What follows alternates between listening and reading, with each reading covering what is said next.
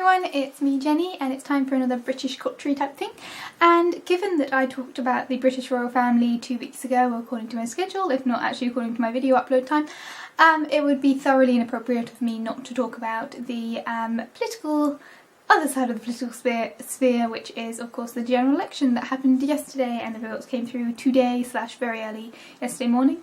And there's a lot to try and talk about. I'm going to really try and keep any of my political views out of it. The rule in my family is that we don't technically know who each other are voting for.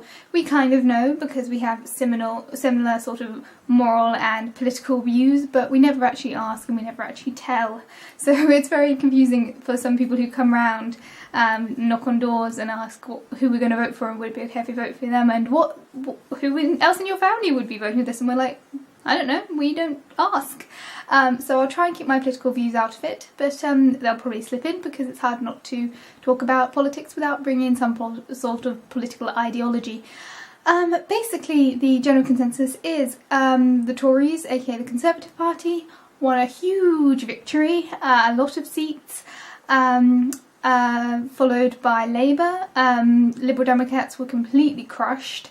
But both the Labour and the Liberal Democrat and UKIP leaders have resigned due to the landslide victory that the Tories had, and there's a lot of things going on there.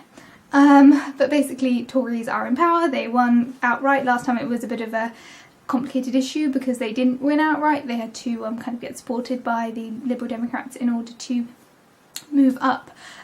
So it's definitely, at least that's set in stone, so that adds a little bit less mystery to what last time's election was. It took a lot longer to get a definitive answer. This time we have a definitive answer, so I guess that's good. As for Scotland, it pretty much all went to the Scottish Independent Party, which is brilliant for them, although I don't feel like they have any real representation in Parliament at the moment. I feel like if more Labour had got into Parliament, they would have a better representation in Windsor, but they seem to be okay. I keep glancing at it. I've got a map in front of me which I'll link to in the description, which basically covers all that happened and who went where.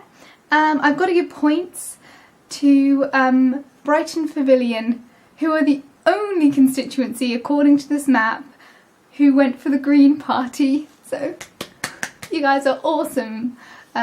Congratulations. I don't know what's happening with your agriculture there, but clearly your farmers are voters and your people are very environmentally minded, so points to you. I think the only thing that I can really say about this election, it's going to be a very interesting year, an interesting 4 years until the next election. I think some of the changes are going to be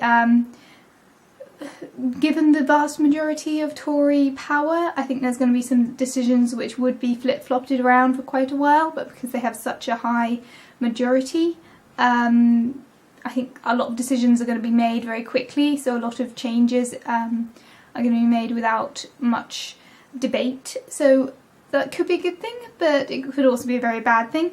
A lot of very experienced politicians have been pushed out by some less experienced politicians, so it's going to be a very interesting 4 years. I think it's going to be a learning curve for the entire nation. I think given the Scottish Independent Party's huge takeover of the Scottish vote, I feel like there's going to be another vote on Scottish independence, so that's obviously going to be a huge influence on future events. My ending point is I'm disappointed that given that it's a 3-party system, for me in my area I only had 2 possible options and 1 independent option on my ballot. And that's simply because of the area I live in. But given that the next constituency over went for a different option, shows that they obviously had the 3rd option on their ballot. So it's one of those things that I do feel like there needs to be some sort of voting reform at some point. I very much doubt it's going to happen in the next 4 years, but I feel like even if I was going to, I feel like I couldn't vote for an option, and even though I may or may not have voted for said option, I feel kind of saddened that I didn't get that chance. And there we go. I hope you enjoyed. I don't know whether or not you feel more informed, less informed. If you're from the UK, did you vote? You better have voted. And there we go. I'm going to finish this video and go to bed. But thank you for watching. Feel free to comment and all of those sort of things, and I'll see you guys all very soon. Bye guys.